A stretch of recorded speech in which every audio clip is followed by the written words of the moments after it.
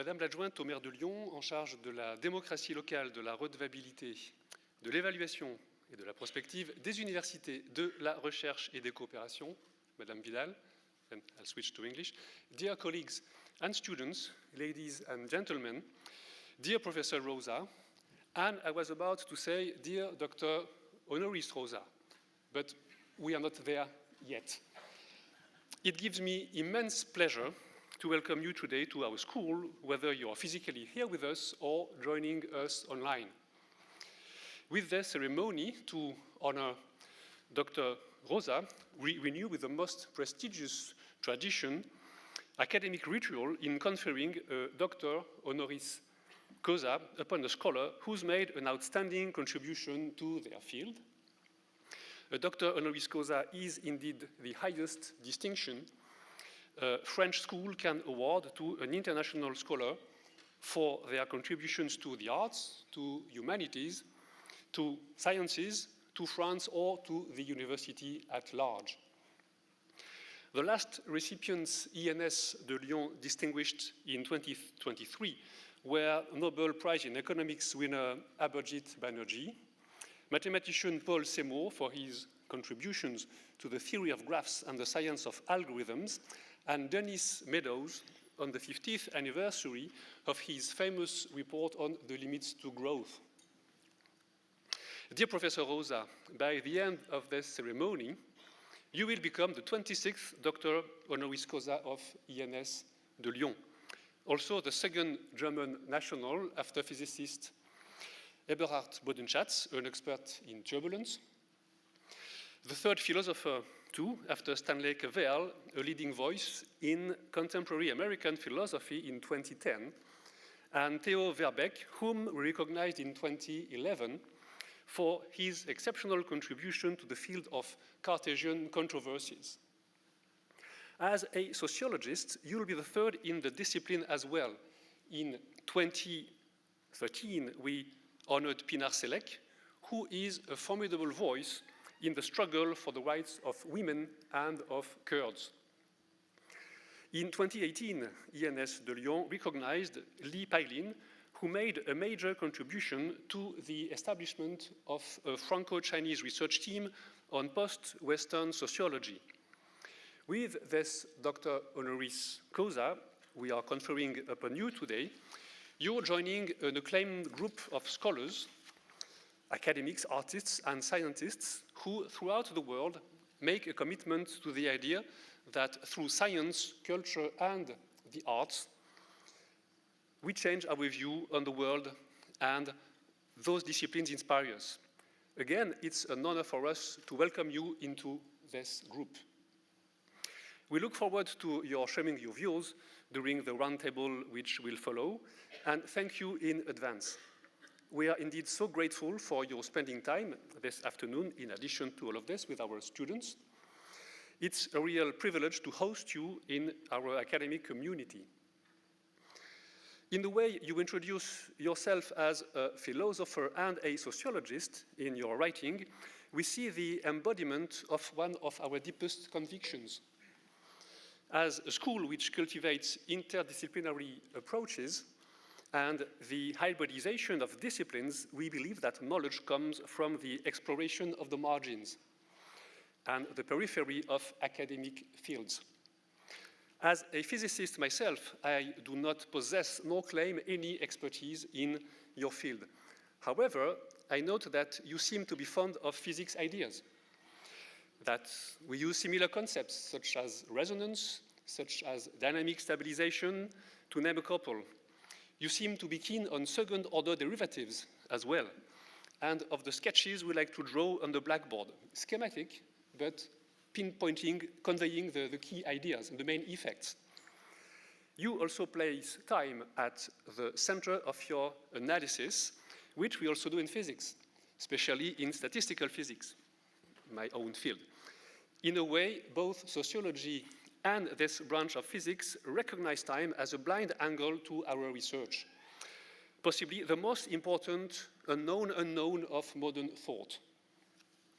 Beyond those connections, whose depth and intricacies would make for an interesting conversation, I'd like to especially emphasize the fact that your hypothesis on the acceleration of the world invites us to reflect upon the permanent tension between the slow pace of research, which is ontological to our practice, to our scholarly work, and the fragmentation and runaway pace to which we are submitted by technological progress and the 24 hours news cycle. Every year, new students enter ENS de Lyon in a genuine search of knowledge, which often comes with momentous questioning, a sense of commitment, the need to make sense of the world for themselves, but also for the community at large. To imagine the shifting shapes and contours of complex future marked by the lack of certainties, they attempt to enter into resonance with that world of ours. And indeed, we are absolutely convinced that higher education and research, the link between science and community, are key to fostering and triggering that resonance. It's one of the many reasons, the most important perhaps, which led us to the establishment in the coming months of our Institute on Sustainable Communities, which we are going to call l'Institut des Mondes Durables. So that's sort of spoiling information for our school. This institute is designed to bring together research and a transdisciplinary curriculum dedicated to the major societal challenges our communities face, whether it is social justice, climate change, energy transition, or the preservation of biodiversity. Dear Professor Rosa, please consider this future institute as an intellectual home away from home, where you will always be welcome. For indeed, as we face uncertainty and confront new challenges, your words, thoughts, and ideas will be precious markers in our quest to make sense of the world. Let me conclude on a sad yet salutary note. Science and rationality are today under attack, including in nations and institutions which had maintained, until recently, a long tradition of protecting and preserving their independence and fostering their development. The value of science in the marketplace of ideas is at its lowest point in decades. This is why it is incumbent upon us as a community to listen to you, to help us challenge our students and our faculty, and thus testify to our gratitude and depth through this Dr. Honoris Causa Award. Abschließend noch ein paar Worte auf Deutsch. Es ist uns eine große Ehre, Sie an der ENS de Lyon begrüßen zu dürfen und Ihnen die Ehrendoktorwürde unserer Hochschule zu verleihen. Herzlichen Dank dafür und für Ihren Vortrag, auf den wir uns alle sehr freuen. And dear students and colleagues, members of the ENS de Lyon community, I thank you for your attention, and I now give the floor to Professor Olivier Amand.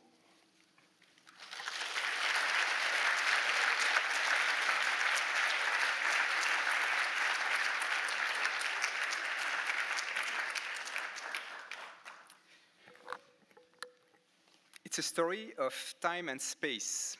As we are approaching the Christmas holidays, you may have the experience of seeing snow falling from the sky, something that we cannot control, something that literally stops us as we watch this new reality.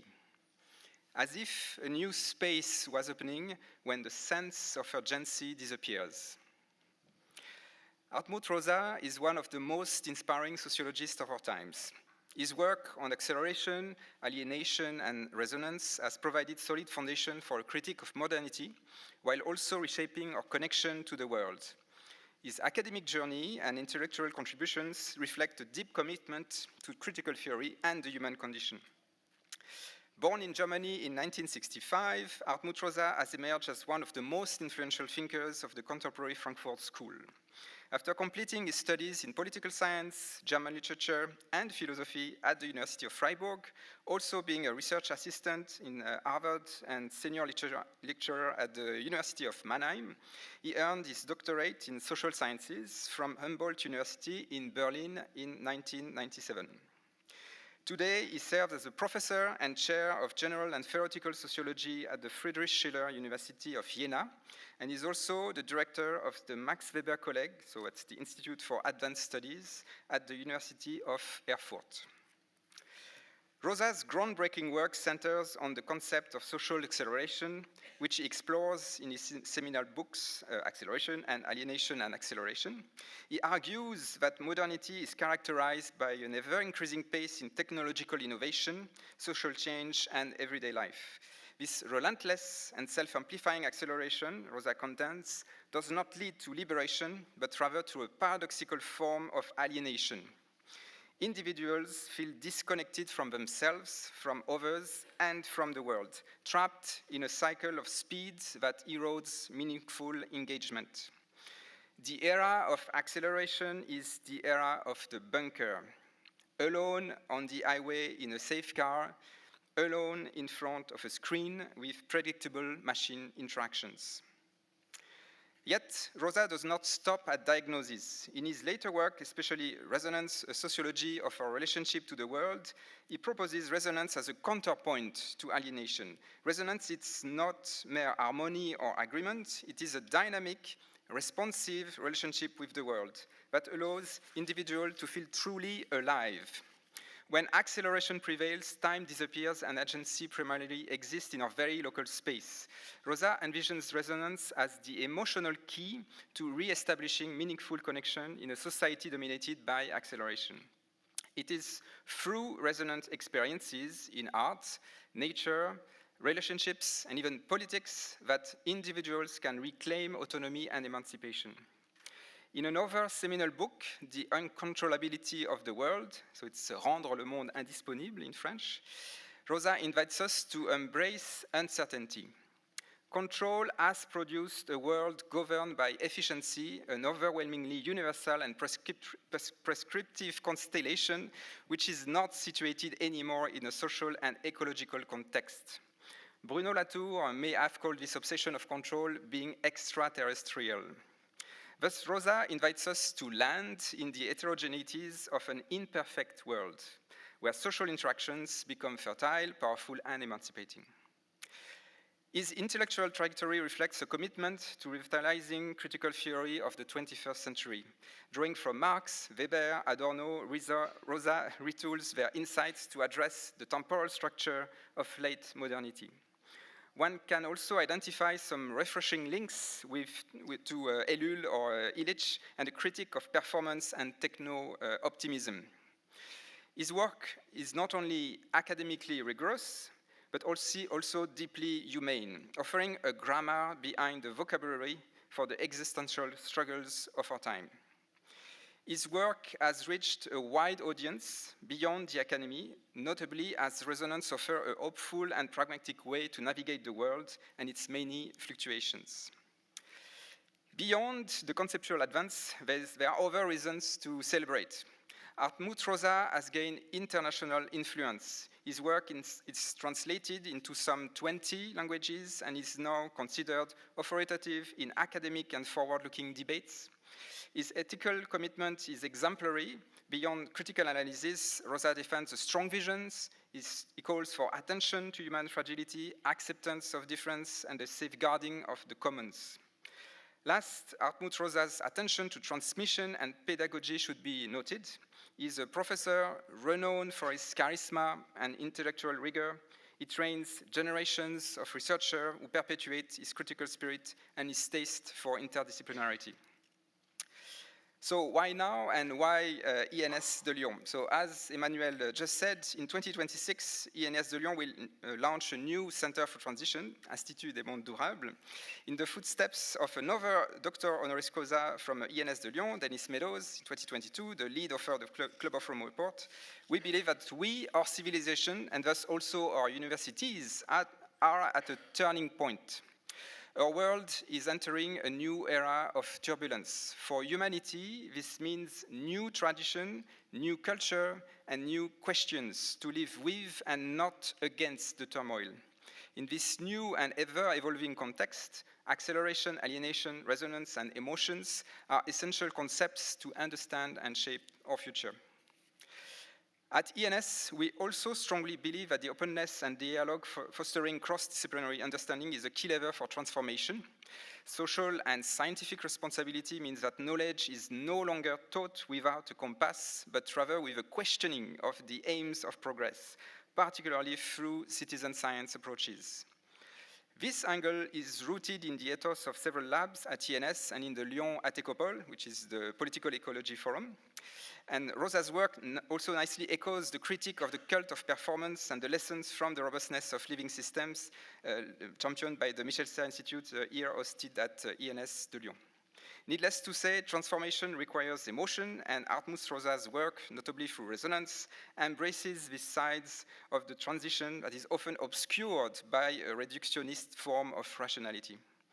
Intellectual innovation through the formalization and study of such concepts and approaches will inform research programs in the humanities and social sciences, as well as in the exact and applied sciences conducted by the laboratory at ENS de Lyon. To conclude, in honoring Hartmut Rosa, we celebrate a thinker who dares to ask, how do we derail from a fast world? His answer, rooted in resonance, offers hope, depth, and a path towards re-enchantment in an age of acceleration. Thank you.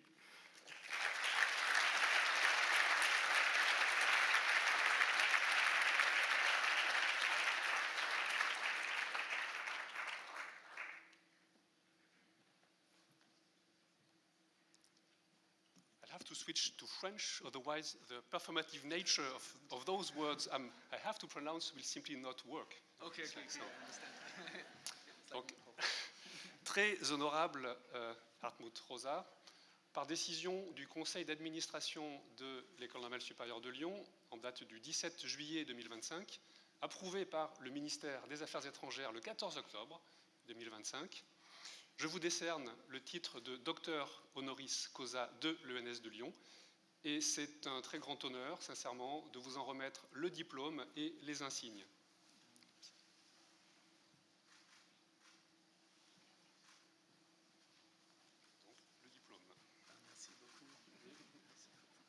Également la médaille de l'ENS de Lyon, sur laquelle figure un vers de Virgile au verso. Je vous laisse le lire, ça parle du bonheur qu'il y a à comprendre la nature des phénomènes.